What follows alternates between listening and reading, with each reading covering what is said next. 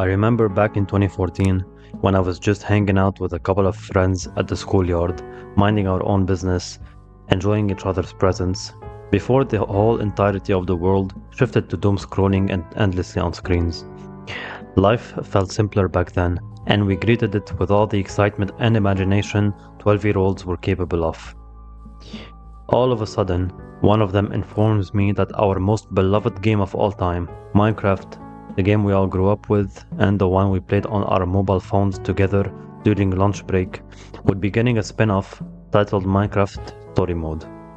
Now, I wasn't much of a gamer back then, but I knew about split screens and Minecraft, Call of Duty Black Ops 1 and 2, and the rest of the games at the time.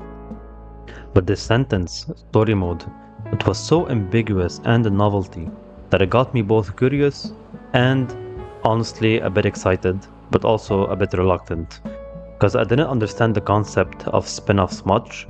So I said, but isn't Minecraft supposed to be just the game where you punch wood, mine, go to the nether for blaze rods, and finally kill the dragon?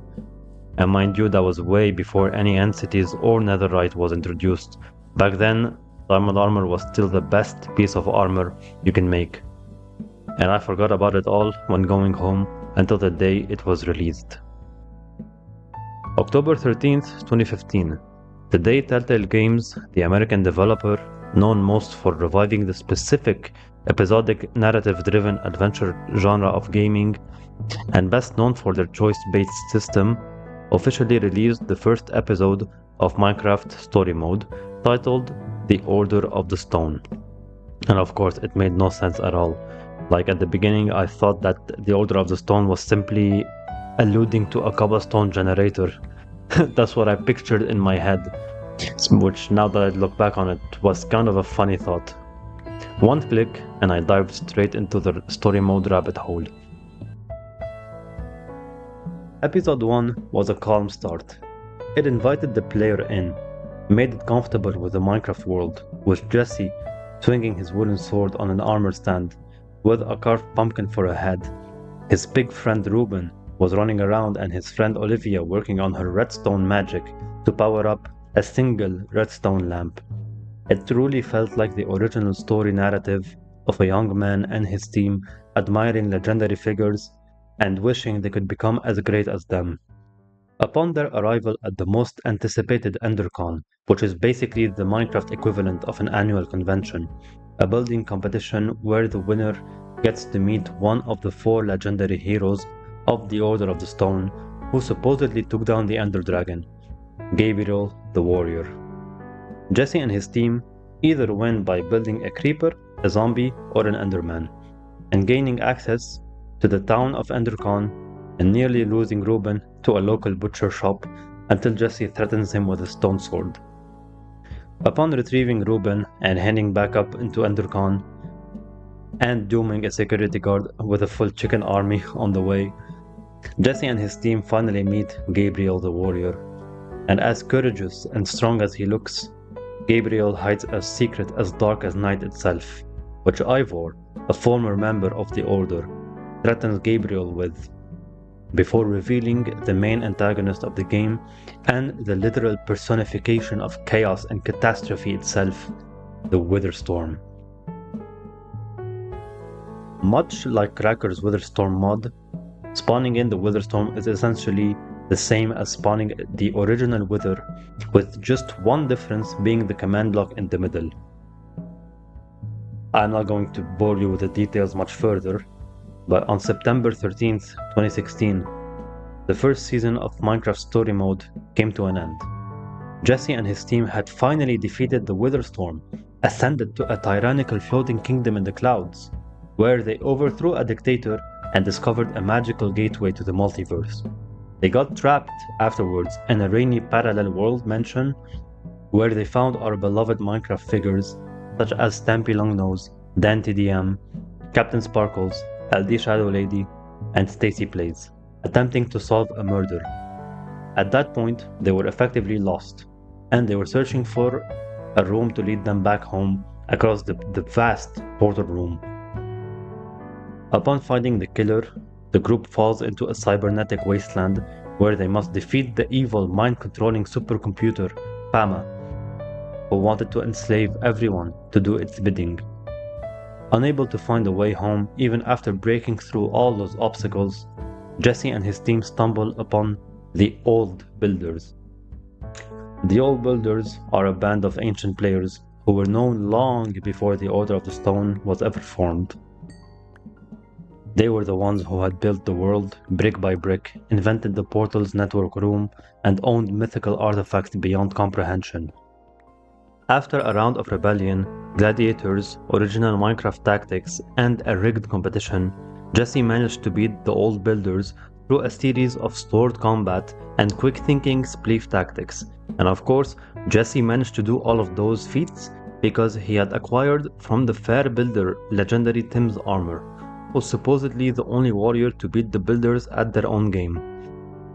A story Jesse and the other enslaved players were given to mask the lie that Tim's story was just a myth and that he never existed. It was a tactic used to give the enslaved players a reason to fight in the games and in the gladiator rounds. Once Jesse had won, he was given the Portal Atlas, effectively finding his way home to Beacon Town at long last, where he and his team were soon given the title of heroes and formed the new Order of the Stone for the people. I've been boring you with my detailed lore rant so much. The main argument I wanted to go over was why this specific spin-off game didn't have the best start, but is now one of the most beloved and dearly missed games of all time.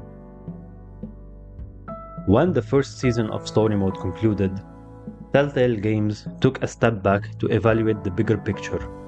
Upon witnessing how successful Story Mode was, and the unexpected massive success of The Walking Dead, Telltale Games decided it was time for something bigger. Looking to capitalize on major intellectual properties such as Halo, Star Wars, Half-Life, and having already secured the Batman via a deal with Warner Bros. Interactive Entertainment, they set out alongside Mojang Studios to give Story Mode the sequel it arguably deserved. Telltale was nothing short of ambitious, aiming to climb even higher on the levels of gaming narrative, which was made substantially easier due to the incredibly lucrative reception of the first season from the Let's Plays channels and the streamer gameplays. Hence the birth of Minecraft Story Mode Season 2. Season 2 of Minecraft Story Mode picks up right after the events of Season 1, featuring Jesse and his team acting as the new heroes and Order of the Stone of Beacon Town, following their victory over the Wither Storm. While exploring underwater, Jesse discovers a magical gauntlet that latches onto his hand much like the Omnitrix, opening a portal to a strange realm overseen by a mysterious figure called Romeo, who was later revealed to be the admin, possessing incredible powers to manipulate reality and summoning mobs at will. After tarnishing his name in Beacon Town by taking his appearance, Romeo banishes Jesse to the Sunshine Institute, an underground prison built for uncooperative players who defied his rule. As the rest of the events unfold, Jesse eventually takes control of the situation by uncovering yet another secret weapon left behind by another admin, killed long ago by Romeo in his power-starved quest for domination. In the end, the player is given the choice to either leave behind or spare Romeo, which had just been stripped of his admin privileges and powers. Leaving him behind would inevitably lead to his death in his collapsing temple, and sparing him would set the stage for a depowered and harmless Romeo setting on his journey for redemption. The final choice the player is given is to either stay behind in Beacon Town as their leader, or entrust it all to his other friends and join Petra on her journey as adventurers. Unfortunately, while it was received well by hardcore gamers who appreciated the attempt at a darker theme and tighter writing, Season 2 was ultimately a commercial failure in comparison to its predecessor. Players were tired out by Telltale's repetitive game design. In short, it wasn't just the sales that failed, it was the system built into it as well. Season 2 of Story Mode had focused on darker themes like psychological torture and imprisonment. something that did not appeal to the younger audience and kids overall. Additionally, it wasn't even bad writing that got story mode killed, but rather the initial novelty of turning a sandbox game like Minecraft into a cinematic narrative had worn off. Sales for Season 2 plummeted drastically compared to the first season, showing a sharp drop in player interest. That is, until September 21, 2018, when Telltale Games announced it would be shutting down for good. Players were blindsided and in complete disbelief as the news were cast. But that wasn't even the worst of it. It seems even the employees had no idea that this was coming, as many were outraged by the sudden announcement, backed by absolutely no information prior to it. Shutting down a studio as ambitious and popular as Telltale Games meant letting go of 250 employees, all the way back to the realm of unemployment, leaving behind only a tiny skeleton crew of 25 employees who were also fired shortly after the initial mass layoffs. It's not like the studio was doing so good either. The mass layoffs mentioned were due to a failed round of emergency financing. Prior to the shutdown, Telltale was functioning purely on outside venture capital to meet payroll and operating costs. They were actively negotiating a final financial deal with a couple of investors, just to keep the studio afloat. Those investors were believed to be AMC, Lionsgate, and Smilesgate, who backed out at the last second, leaving Telltale in complete bankruptcy. It wasn't just greed that killed the studio, but rather an overexpansion of employees and juggling of multiple projects at once that led to both employee burnout and chronic crunches.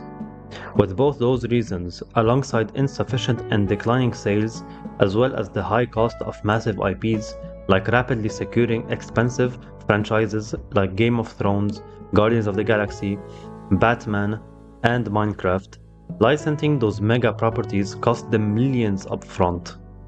It was inevitable for the whole studio to shut down for good, taking Minecraft story mode with it. While there are still a few Telltale game titles available for purchase on Steam, PlayStation, and Xbox like Batman, The Walking Dead, The Wolf Among Us, Tales from the Borderland, The Expanse, and a few more, Minecraft Story Mode Season 1 and Season 2, as well as a few other games like Jurassic Park, Game of Thrones, Guardians of the Galaxy, and a couple more, were unfortunately delisted completely from every digital store to buy legally. That is, without relying on not so legal websites that I'm not going to include so that I don't get a strike from YouTube. However, there's a way to access those games legally, but it will require a bit of a workaround, and that is to just buy them physically from second-hand stores or sellers. Now, I do know and I do admit those are known to go for higher than how it was back in the day. They're going to be a bit pricey, but honestly, even with Sony's stupid decision to stop producing physical media, I would say finding a physical copy to own would be quite the treasure to keep, since I myself still own my very own Story Mode Season 1 full season pass disc. In the end, Minecraft Story Mode wasn't a masterpiece of branching choices, nor was it the total disaster the internet made it out to be back in 2015.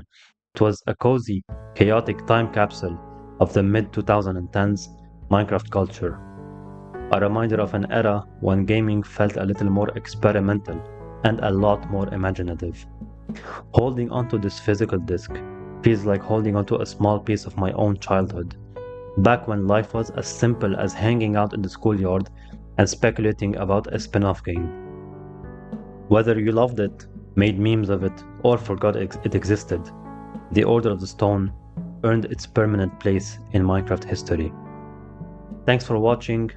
If this brought back some nostalgia for you, drop a comment with your favorite story mode memory, hit that like button, and subscribe for more deep dives into the games we grew up with. I'll see you all in the next one. I'm Ashen. Peace out.